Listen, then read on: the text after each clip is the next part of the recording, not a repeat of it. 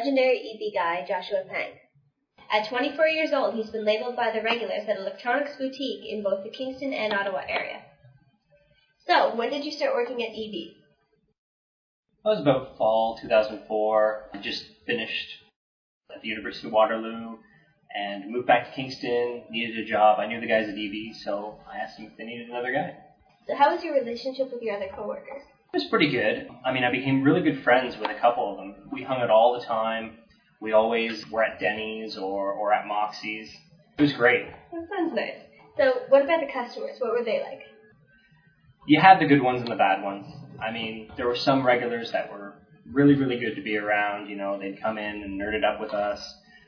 And you also had the bad ones, which were just a pain in the butt. When did you first notice that people were calling you the EB guy?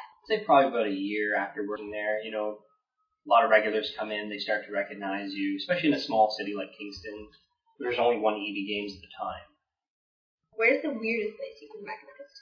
When I was in London, I was at this wedding, and somebody came up to me and was like, "Hey, you're that EB guy from Kingston." And I had no clue who the hell this guy was, but he recognized me. Wow. So, you came to Ottawa and you're still recognized. How did that make you feel? Felt pretty good. It was almost like being the mayor of Kingston. Makes you feel pretty famous. So how different was the Rita store compared to the Kingston store?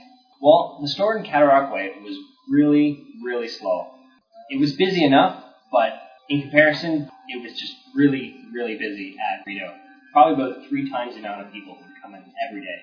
What's your relationship like with your new coworkers? Well, I became pretty good friends with a couple of them. Unfortunately, they ended up leaving. There's one more guy there that still works there. Still pretty decent friends with him. What about the customers?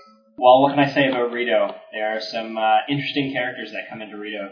Yeah, I can imagine. How long did you work there? What's the most valuable lesson you learned?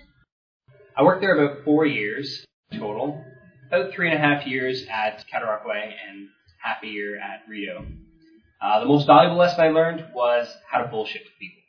How to just keep on talking out of your butt and make sense. What made you decide to leave EB and retire as the EB guy? Well, it was mostly school. I mean, late nights working at the Rito Center didn't go well with early mornings in school. I wasn't very happy and I ended up having to leave. Do you still think you're going to be referred to as the EB guy across the province? Well, I kind of hope to be referred to as the EB guy for a little bit longer. I haven't quite lost taste for having people call me that. Maybe someday I'll be called something else when something more famous comes around. And so concludes my time with the EB guy. Thanks for watching.